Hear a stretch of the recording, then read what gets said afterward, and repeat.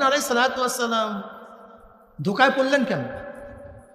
আল্লাহ পাক ওয়ালা তাকরাবু হাযিহিশ শাজারা, খবরদার আদম, যা কিছু করো, তুমি ঘোরো জান্নাতের মধ্যে, মনে যা চায় খাও, সব কিছু করো, কিন্তু খবরদার এই গাছের কাছে যাও না, এইটার কাছে যাও না, সব করো, তোমার সব এজাজত আছে, মনে যা চায় করতে পারো, লেকিন এই গাছটার কাছে যাওয়া না। এখন শয়তান কি করলো? ওয়াসওয়াসা দেয়া শুরু করছে। কি করছে ভাই? ওয়াসওয়াসাটা কি দিছে?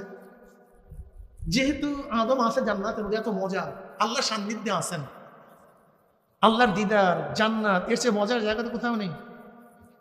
এখন শয়তান ধোঁকা দিতে আছে, আদম তুমি কি জানো তোমাকে এই গাছটার নিকটে যেতে বারণ কেন করা হয়েছে, নিষেধ কেন করা হয়েছে? না তো, তা তো জানি না।